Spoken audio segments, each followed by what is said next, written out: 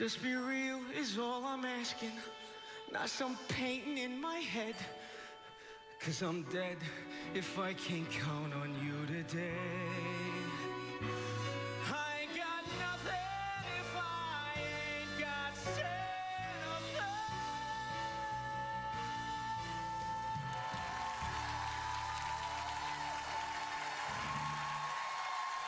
We helped Newsies make headlines when they made their TV debut on The View, and here with the sneak preview before they open on Broadway, March 29th. Please welcome star of Newsies, the musical, Jeremy Jordan.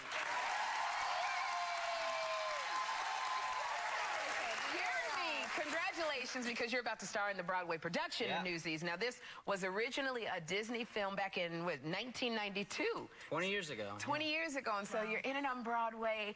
Tell us what this show is about.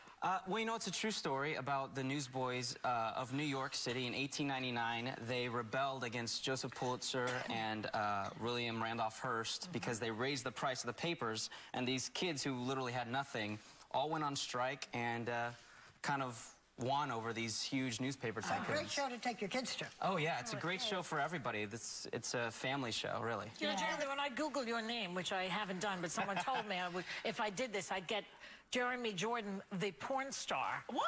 You have the same name as a porn star. And then there's Ron Jeremy. What is it about Jeremy? I don't know. I mean, maybe it's something about the name that just affects. But is there, Let's move on. Well, there's three. There's an old pop star too named Jeremy Jordan, but I don't think it's either of their real names. No, it's your real name? It is. Oh, okay. So I keep it. And you know what? You should be proud of it, because the past 2 years have been spectacular for you. Yeah. I mean, truly, in 2 years, you've had the leading roles in 2 Broadway shows, Bonnie and Clyde and Newsies. Give us a little background. Like, where did you start? Did you know this is what you wanted to do?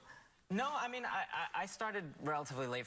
Most kids, like, want to do it when they're, like, really little, and I started maybe getting into it late in high school, and, yeah, I'm from Texas. Okay. I went to college in New York State and studied theater. And did you know you always had a voice like that? You had a powerful voice. I think my mom says she discovered me in the shower, you know, singing. When I was like a boy soprano, I was singing Celine Dion and Mariah. And yet you played a mute in the Fantastics. I did. Didn't they realize what a voice you had at that time? Well, yeah, I got cast in some small production of the Fantastics, and I played the mute, and I'm like, well, I'm a singer, but I didn't have anything else to do, so why not? But little did I know, you know, when you don't have to sing or act, you have to listen, and that's really the key to acting. We take full credit for Newsies, because you were on just a few months ago when you were doing a regional production of the Newsies, and that's when I guess they said, oh, let's put it on Broadway, right? Let's do a show on Broadway. Well, you go to our webpage and you click about, you know, about the show, and it's literally just a clip of us on The View. So thank you. Thank you.